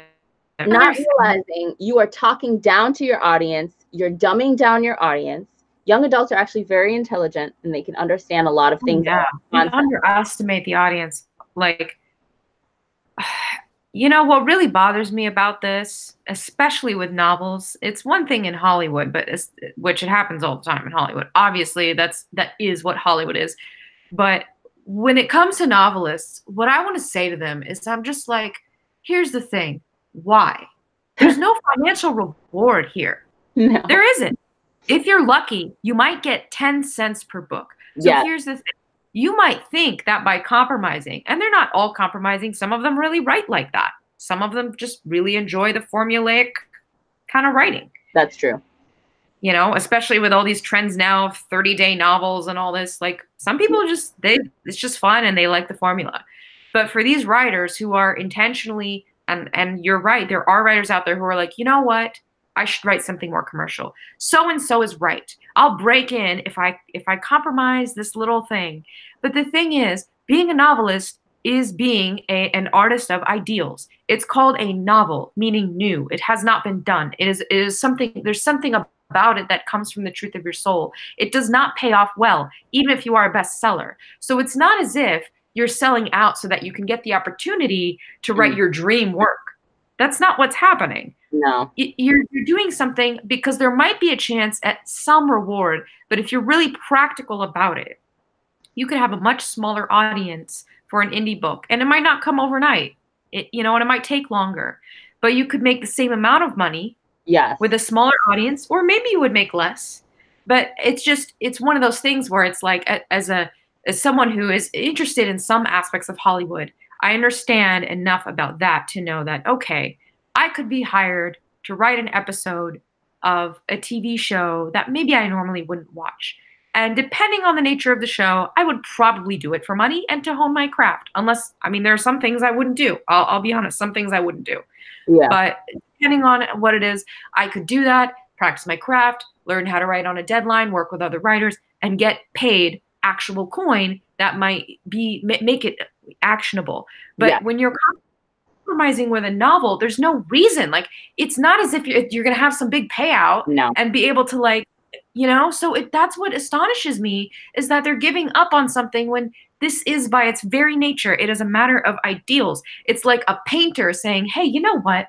Maybe I would make it as a painter if I painted things that are more basic, even though that's not what I want to paint. It's like, no, dude, you're a painter. Like, just paint what you want to paint. If you're not doing what you want, get a day job. Like, why would you compromise painting, which is a fine art that you don't expect to make you a living right off the bat anyway? Exactly. Why would you do that? It's just not logical to me. I completely agree. Ooh, girl, we are going off. Oh, yes. I love this. Thank you. You're both an amazing speaker and an amazing listener, I might add. Oh, thank you. I'm struggling. I always struggle with my words. I'm much better with writing things out. But let's see what is going on here. In the chat. Just because it's popular doesn't make it right. And just because it's not popular doesn't necessarily make it wrong. Let's see. I agree with that. That was from HTHTV3. Do we write to release? Do we write to be rewarded? And rewarded by who? Ooh. That is a good thing to say. I don't think anyone who truly is, because I think people have different motivations for writing. I've met people that write simply because they like the idea of saying that they're a writer, and they have this glamorous idea of it. I don't know if they watched way too many episodes of Sex and the City or what. I'm not sure, but they have this glamorized idea of what it means to be a writer, and the clout, I guess, as we say these days, the clout that comes with that title, and how people ooh and ah and all of a sudden attach these like cerebral attributes to you, like, oh, you're a writer, you must be smart, you must be well traveled and well educated and all these things. But there are those people, and then there are the people that it's like, well, I don't even really know what to say. I can't really say I'm a writer. I'm just saying this is what I do. I tell stories. I've always done this. I don't understand what the big deal is. This is just what I do. And so I feel like those are two different camps. And for people who, are truly just, it's an expressive form, it's a creative form, it's a gift, and it's just what you do. If you have to do it, you can't imagine not doing it. It's not about reward, because there is none. For most of us, there is nothing. No. There is no reward. You said that, and it just right? It's like you hope one day maybe you can get it out into the hands of other people because you want it out there. You're not just creating in a vacuum in your four walls for no one on this planet to see. That's not what art is. Art is about the people, right? Yeah. So that is our end goal, right? And it's not attached to any type of financial or monetary gain most of the time, at least not from other creatives I talk to. Nobody's out there saying, yeah, I got into this because I want to be rich. And let's be real, even writers who are very successful, their income comes from the speaking opportunities, the audience they're able to build from the book. I mean, It doesn't come from the book. No. Unless you're J.K. Rowling. Even then, J.K. Rowling's money comes from licensing, because she licensed the book and the logo. And So her money comes from the merchandising and the film. Like the books, and this is a problem. Again, publisher people. Yes. Yes. You know, we're living in an age of automation. And as someone who has printed a book, I Yes. can tell you the content, the story is the only thing that AI cannot do by itself. I find it very astonishing that publishers give the least amount of coin to the person that's producing the only part of the product that can't be replicated. Bad business. Speak on anyway. But you That's are right. funny. You are right. That's just bad business. I mean, that's not even anyway. But you're right. It's not. It can't be for money because it's not that we don't care. I care about money. Believe me, I monetize like everything I do. I consult with people. I wanna start an online school someday. I love that. I love the business mind, kind of mindset. But yeah, I mean, hell no, it's not for money. Are you kidding me? No. If I really set my mind, I could look, any one of us. I mean, writers are resourceful people. If you wanted to set your mind to it, you could go into real estate. But what would that do to your characters now? Okay.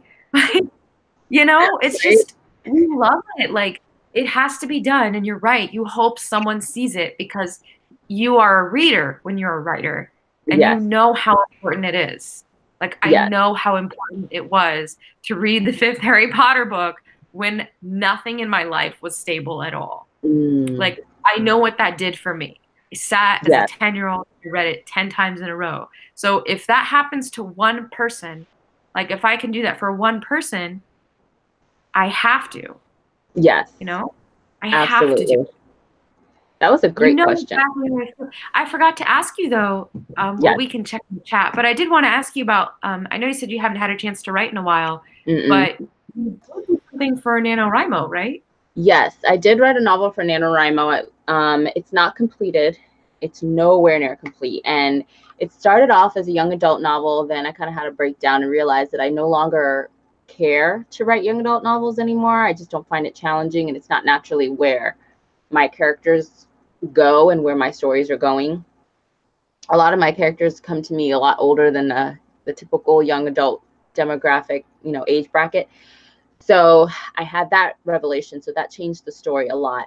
The story has a lot of Nigerian traditions in it. I wouldn't say that I was inspired by Children of Blood and Bone by Tomi Adeyemi, but I had a lot of issues with that book. But I did like the fact that she was introducing a different element to fantasy, and that she could take this kind of Nigerian tribalism and introduce it into a fantasy world and make it palatable and make it understandable to the reader. So I liked that, and I kind of wanted to explore that in my own work. And I have been exploring that a little bit in my own work, but not in a fantasy genre, more of like a coming of age, just literary type stuff, or in plays that I've written. So the story came to me and it became a fantasy story. And it turns out I had to do a lot of research. The more I was writing, the more I realized I did not know. And I kind of went into the project blind. And I don't know, I have a lot of thoughts about NaNoWriMo now. And I'm not really sure if I'm going to do it in the future. But yeah, I have very mixed feelings about it. Right. Too. More than anything, I enjoy, as someone who does believe in energy and vibes, I enjoy the energy and the vibrational frequency that happens in that month. I think that like having so many people on this peak level of creativity, or at least striving for that, can be a very powerful thing. So if you're not going to write any other month in the year, I would say that would be the month to actually write something, just because of the energy and the vibe that's going on in everyone's mindset. The writing meetups and all of that is awesome. Right. So so there's that. But so I'm stuck in this weird phase of the story where so much research needs to be done in order for me to fully flesh out the characters and continue on with the plot. But I haven't had time to research. So I'm researching here and there, but things have been so crazy. But then I've also been writing this play that I started writing back in, gosh, I don't even remember. I want to say I started writing it in 2015, I think. And I never finished it. I don't know what happened. I just stopped writing it one day. And I think it's because at the time, the topics that the story was, or not the story, that the play was talking about, and the themes were really dark. And for whatever reason, I did not want to explore that further at that time in my life. So I just kind of stopped. But I've recently picked that play back up, and I've started working on it again. So, and I found myself more drawn to working on that play than I have been to researching on my NaNoWriMo novel. So it's been kind of a weird place creatively. I'm hoping that after my move, I will be settled mentally and be in my own space, that I can kind of get back into things. Yes. Your own space. So important. It's so important. I cannot wait. Dear me. It's gonna yes, come. I hope. I think that will help. And to be honest, that's happened to me a lot. I find that writing projects are very seasonal and very, you always kind of have more than one going on.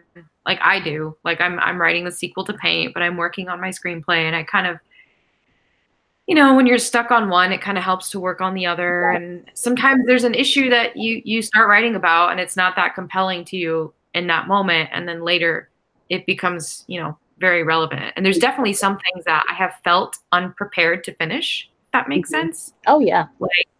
Like there was this project I started as a kid. It was a really big project. I worked on it for 4 years, and I knew, I was like, honestly, I'm not equipped to write about this. Like there were some social issues that I just wasn't fully mature enough to tackle. And I knew that. And then like for NaNoWriMo, so what I did was I was just like, NaNoWriMo, it's just 1 month. It'll be a chance to go back to that project and just write a draft of something. Like it doesn't have to be finished. So I revisited it, and it was a lot better. I'm still not ready to really write it. Like I'm still not. But yeah, sometimes it comes and goes, and just depends on what the characters want to do sometimes. Exactly. I think. I did read this very interesting article about, it was like a blog post, I think, about NaNoWriMo, and I read it at a very interesting time. I actually read it right before the last NaNoWriMo began in November of last year. And the blog post brought up a very interesting perspective that I had never fully thought of before. And it talked about this idea of forced creativity, and this idea of a high rate of production, right? Because NaNoWriMo is 50,000 words in 30 days, X amount of words a day to stay on track. It's all about— You just know that was a man's idea. Girl. You just know. Sorry. Go ahead. It's all about pumping out these words and your word count and all these things. And it was very interesting reading this blog post, because even prior to NaNoWriMo beginning, I've kind of used NaNoWriMo as a goalpost, if you will, throughout the year for my own writing. I've done that for the past 3 or 4 years, ever since I discovered NaNoWriMo. I use the Camp NaNoWriMos more, I think, than the actual main NaNoWriMos. The Camp NaNoWriMos happen during the summer. There's usually an April session and a July session, and I found those to be more productive for me, because there are no rules. You don't have a certain amount of words that you need to write. You set your own goal of however many words you want to write, so forth and so on. It's very just kind of free, like summer camp, like very just unregulated in that way. And I found those to be more productive, because I discovered last April that I don't do well with word count. It makes me very anxious. And me too. I'm better with page count in a weird way. Like, oh, I have written 2 pages today. That was great. Okay, moving on. Word count gets me in a very dark place creatively, where I'm just like, I'm not writing enough words. I'm not on track. Oh my gosh. And I get into my head, and it's bad. So having that realization, and then during the Camp NaNoWriMos, and then coming to November and prepping for the actual main NaNoWriMo, and then reading that blog post, really made me think about this idea of forced creativity, and not just forced creativity, but how we live in a society where productivity is measured in such a strange way. It's measured by how much you can do in a short amount of time.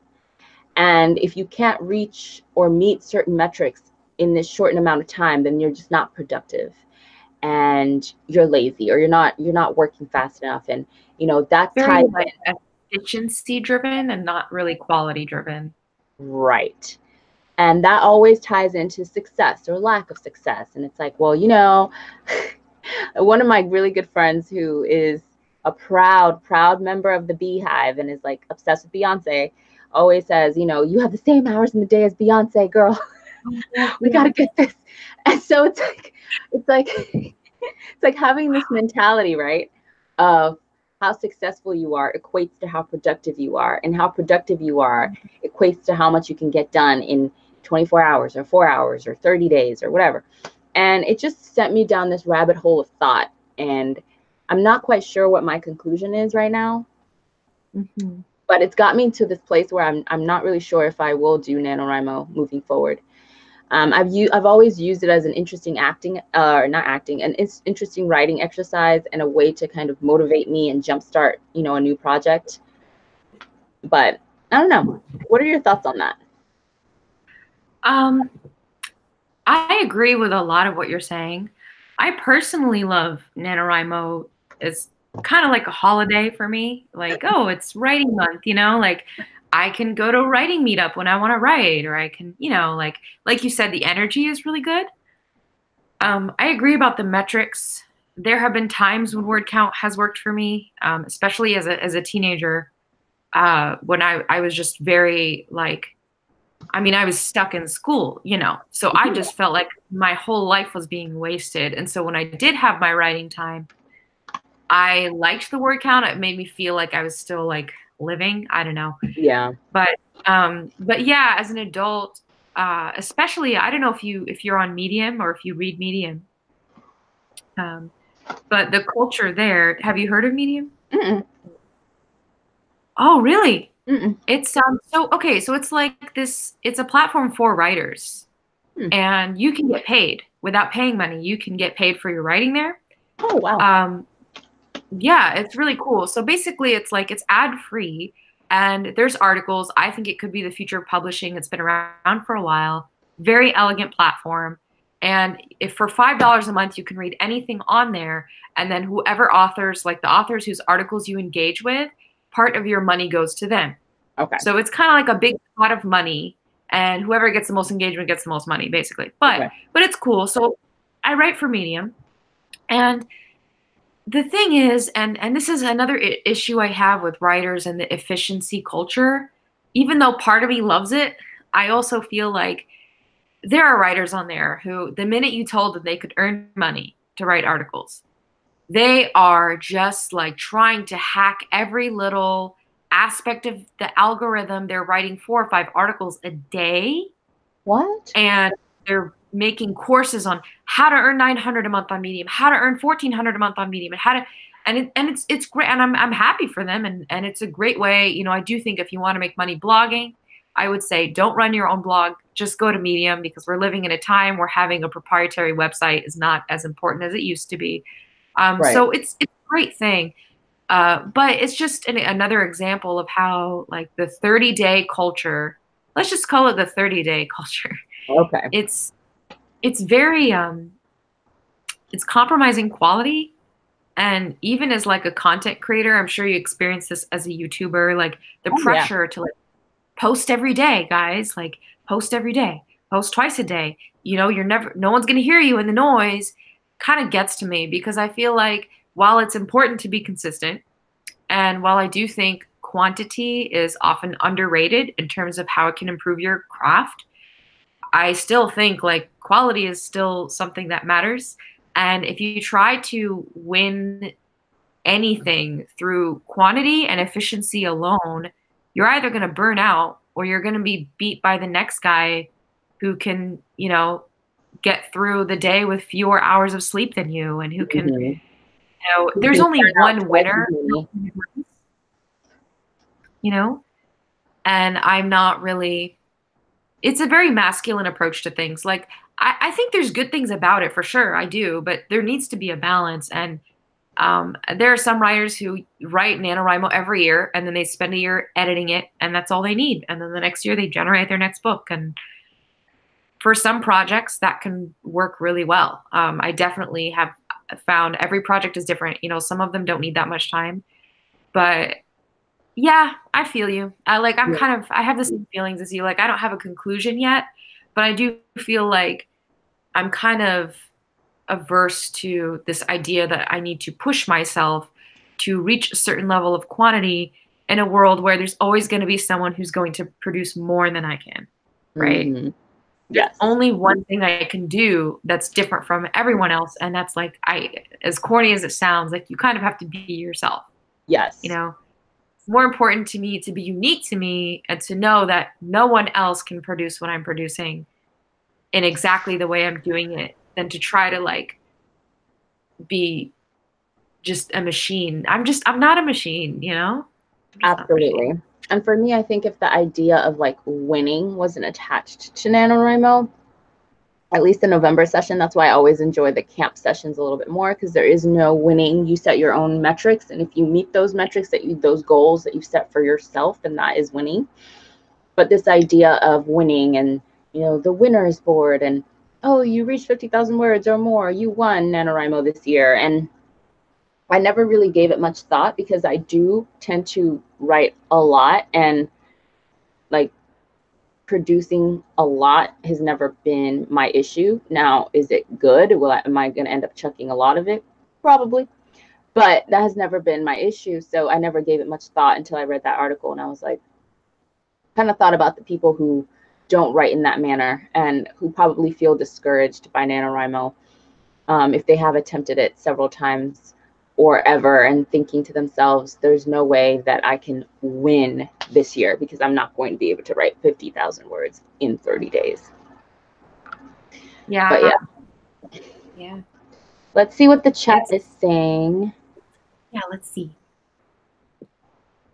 Dun, dun, dun. Wow, so much discussion today. Yeah, there's a lot going there's on. People are saying some great things. Awesome. Okay, HTHTV3 says, there were positive images of Black people, but they were all either killed or lied on or both.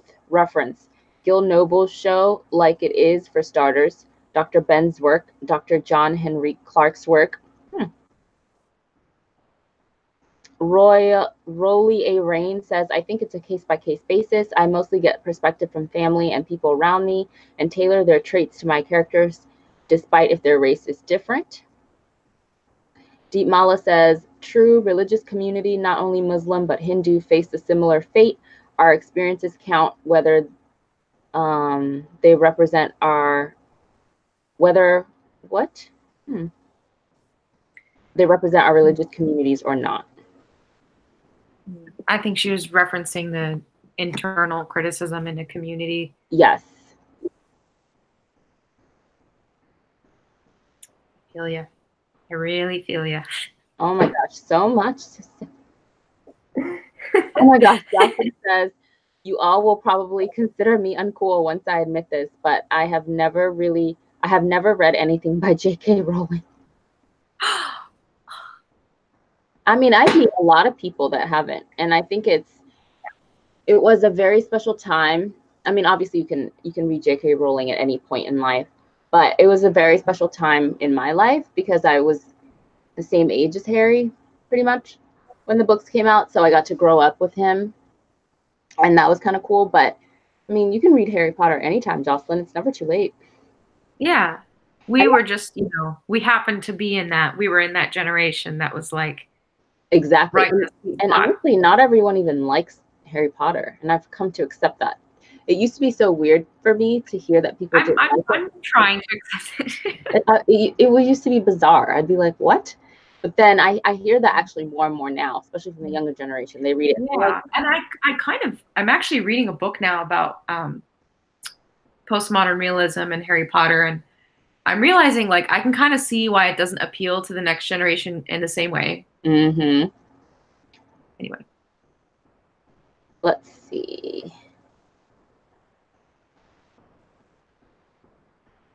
Okay, well, that's pretty much all that I could get from the chat. There were some interesting discussions going on there. Do we have anything more to add? Gosh, This I has feel like been we've such said a a great lot. conversation. I know. This is the kind of conversation, these are the types of conversations that I love having, and I'm so glad that you got to join me tonight and we could have this type of discussion, because I find the discussions that I've seen, all discussions are important, but I find the discussions that I've seen a little muted, I guess, or a little, people withhold a lot of their true thoughts and opinions. I think a lot on this platform, especially in the booktube space, it's really hard for people to really express themselves fully. And I think that that's because people don't want to offend anyone.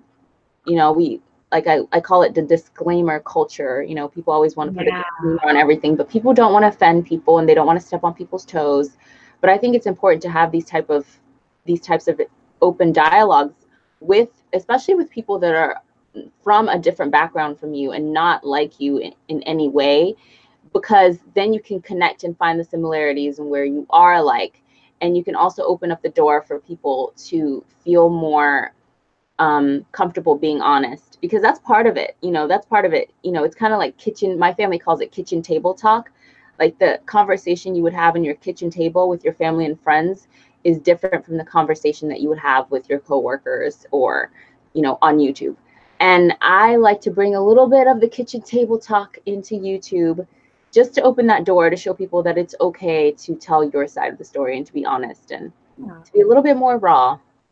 I think you're right, especially because it's we're well-intentioned.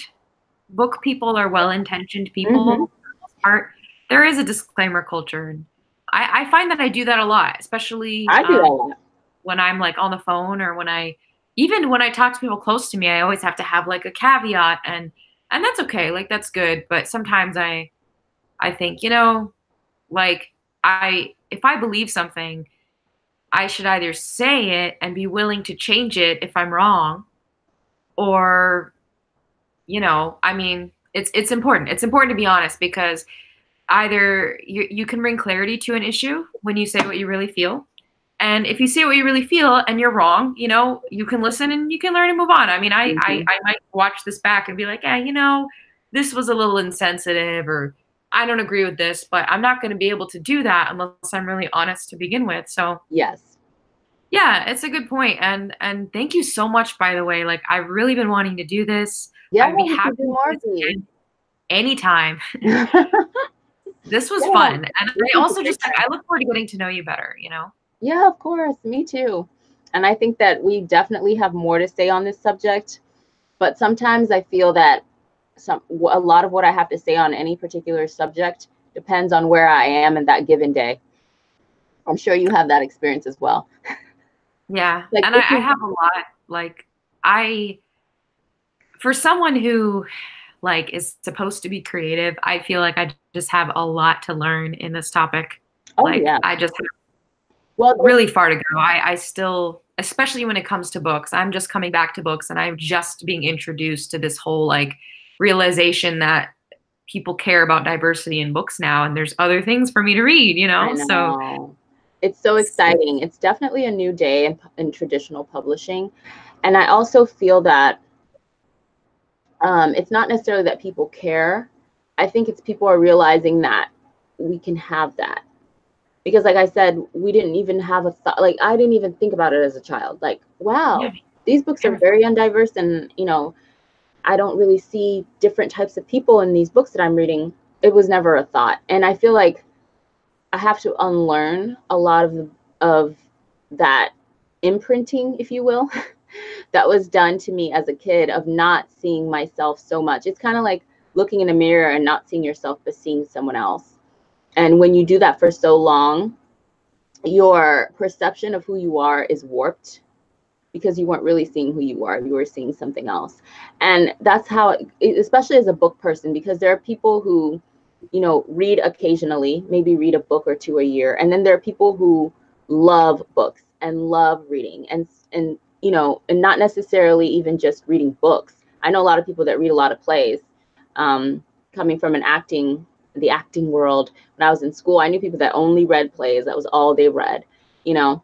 I didn't see too many people just reading screenplays for fun, but I saw more people reading like plays and books, you know, exclusively. But when you immerse yourself into a hobby like reading, and it's something you really love, it almost becomes larger than life in a way. You know what I'm saying? And it does something to your psyche. And so it's like, if you're only reading one type of book and only seeing one type of character, like you said, it psychologically damages you and affects you. And so I feel like now what people are realizing is that needs to be reversed. Like that kind of psychology in my mind needs to be reversed. And I'm starting to understand that I can look in the mirror and see myself, and that's okay. And that myself can be celebrated, and myself is available for me to access.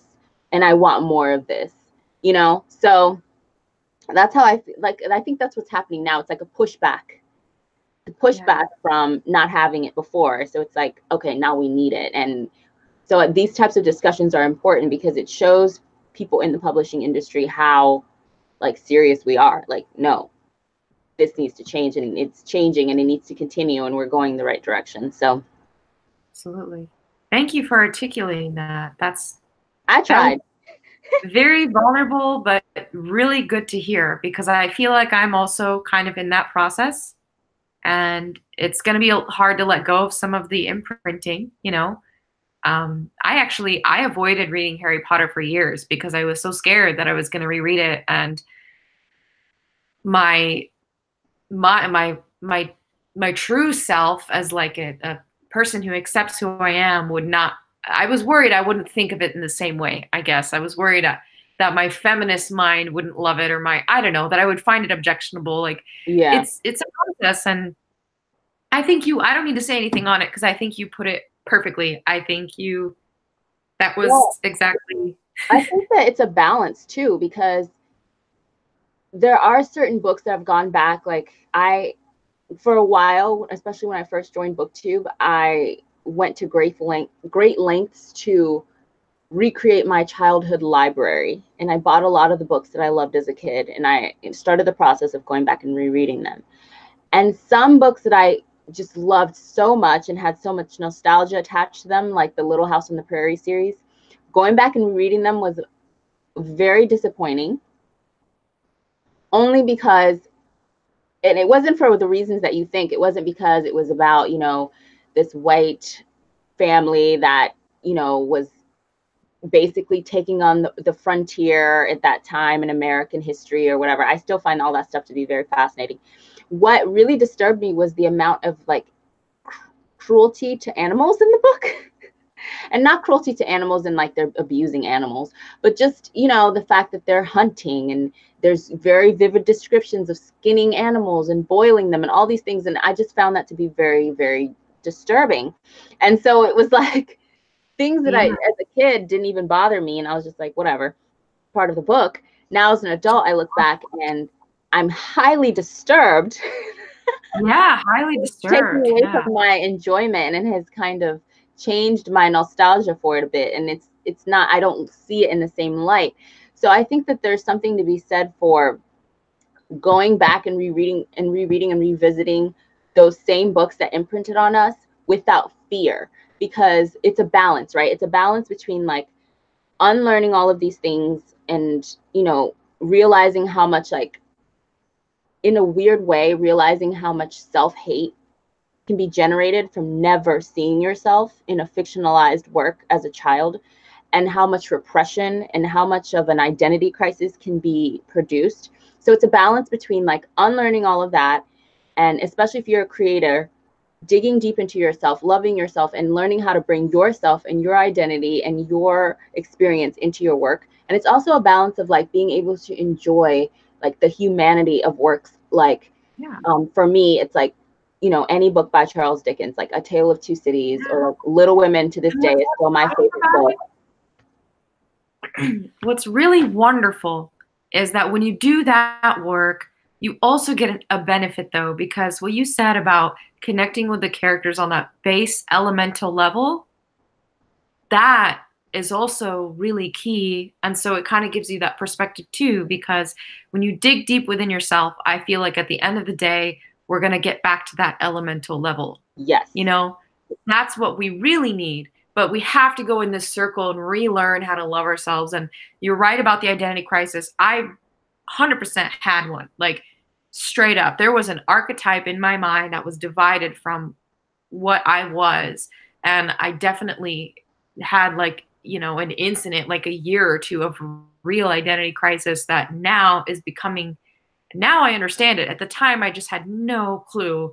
I was just confusion, a ball of confusion. Wow. But yeah, I think you put it very eloquently, and I think you're right. It doesn't. There should be no fear. It's just part of the process.